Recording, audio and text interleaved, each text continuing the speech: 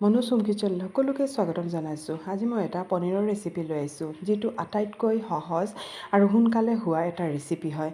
আৰু তাৰ কাৰণে মই পনীৰ লৈ লৈছোঁ। লৈ পেলাই পনীৰখিনি এই ধৰণে অলপ স্কুৱাৰ টাইপৰ কাটি লৈছোঁ। কাটি পেলাই মই এতিয়া এইখিনি এই ধৰণে অলপ হল কৰি লৈছোঁ, আৰু তেতিয়া মানে মছলাখিনি ভালকৈ সোমাই যাব। আৰু এই ধৰণে হল কৰি ল'বচোন, চাব মছলাখিনি ইমান ধুনীয়াকৈ সোমাই যায়, খাবলৈও খুব ভাল লাগে।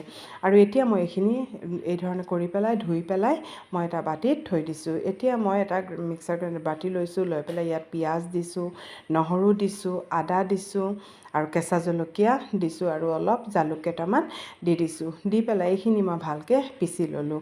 আৰু এতিয়া যিখিনি পনীৰ মই থৈছিলোঁ, এই পনীৰখিনি এই পেষ্টখিনি মই দি দিছোঁ।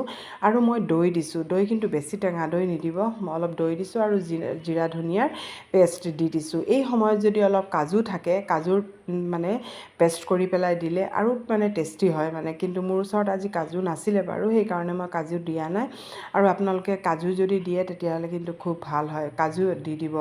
আৰু এতিয়া মই ইয়াত অলপ নিমখো মিলাই দিলোঁ। দি পেলাই এইখিনি লৰাই মই 20 মিনিটমান ঢাকি পেলাই থৈ দিম। তেতিয়া মানে অলপ মানে গোটেই পনীৰত ভালকৈ এইখিনি হেৰি হৈ যাব।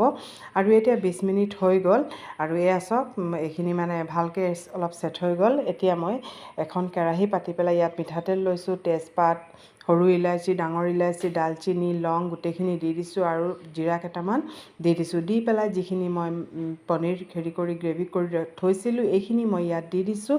দিয়াৰ পিছত আৰু বাতিটো ধুই অলপ পানীখিনিও দি দিছোঁ। দি পেলাই এতিয়া মই এইখিনি ভালকৈ লৰাই ল'ম। এইদৰে ভালকৈ অলপ লৰাই ল'ব, কাৰণ লৰাই থাকিব, নহ'লে দৈখিনি কিন্তু ফাটি যাব।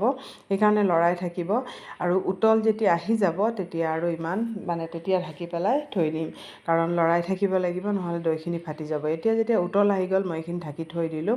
আৰু এয়া চাওকচোন আমাৰ পনীৰৰ গ্ৰেভি কিমান ধুনীয়া হৈছে। এয়া চাওক মানে পূৰা হোৱাইট পনীৰ হয়। মই ইয়াত কোনো বেলেগ মছলা ব্যৱহাৰো কৰা নাই।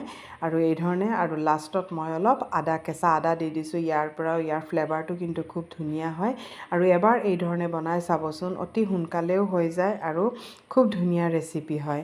আৰু এতিয়া মই এইটো ছাৰ্ভ কৰিম। এয়া চাওক, এইটো ৰুটি, পৰাঠা, পোলাও চবৰ লগত খাব পাৰি। যিটো আপোনালোকৰ পচন্দ সেইটোৰ লগত খাব পাৰি। যদি ভাল লাগে এটা লাইক কৰি দিব।